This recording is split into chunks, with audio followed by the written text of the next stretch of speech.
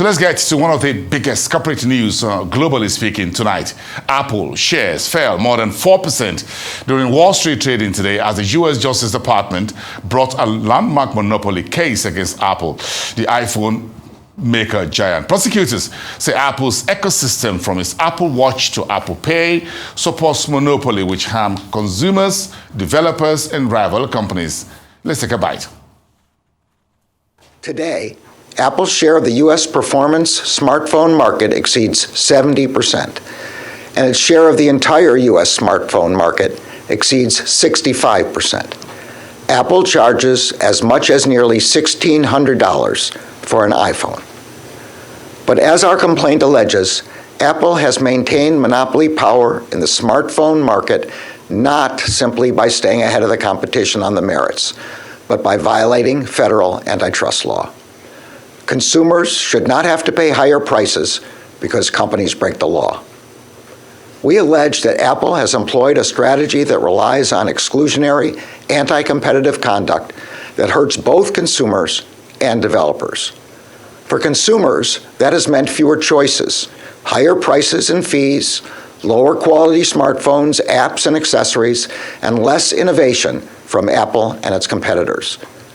For developers, that has meant being forced to play by rules that insulate Apple from competition.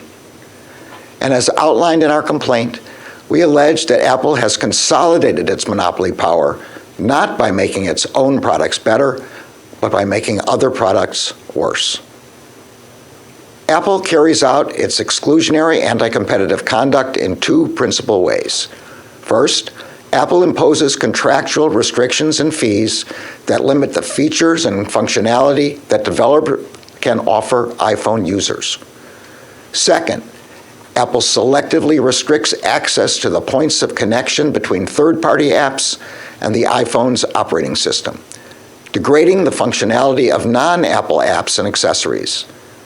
As a result, for most of the past 15 years, Apple has collected a tax in the form of a 30% commission on the price of any app downloaded from the App Store, as well as on in-app purchases. Apple is able to command these fees from companies of all sizes. Apple has also suppressed the emergence of programs like cloud streaming apps, including gaming apps, as well as super apps that could reduce user dependence on Apple's own operating system and expensive hardware. And as any iPhone user who has ever seen a green text message or received a tiny, grainy video can attest, Apple's anti-competitive conduct also includes making it more difficult for iPhone users to message with users of non-Apple products. It does this by diminishing the functionality of its own messaging app and by diminishing the functionality of third-party messaging apps. By doing so, Apple knowingly and deliberately degrades quality, privacy, and security for its users.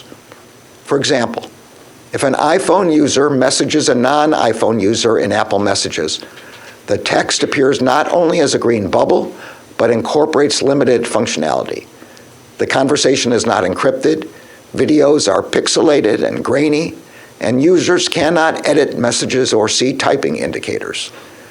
As a result, iPhone users perceive rival smartphones as being lower quality because the experience of messaging friends and family who do not own iPhones is worse, even though Apple is the one responsible for breaking cross-platform messaging.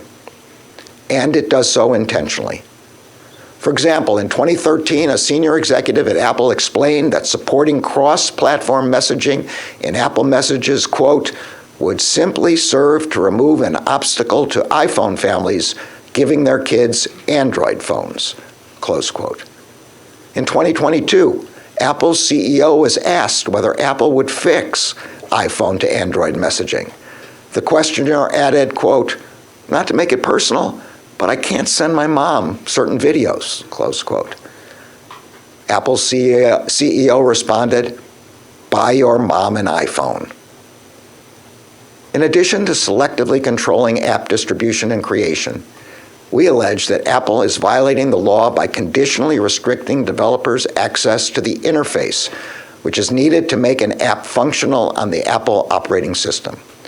For a product like a smartwatch or a digital wallet to be useful to an iPhone user, it must be able to communicate with the iPhone's operating system. But Apple creates barriers that make it extremely difficult and expensive for both users and developers to venture outside the Apple ecosystem.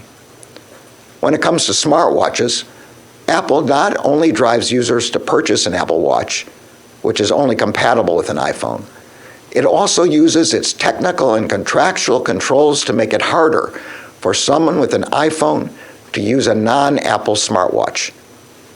And when it comes to digital wallets, Apple's exclusionary conduct goes a step further. Digital wallets allow users to store and use passes and credentials in a single app, including credit cards, personal identification, movie tickets, and car keys. Apple Wallet is Apple's proprietary digital wallet on the iPhone.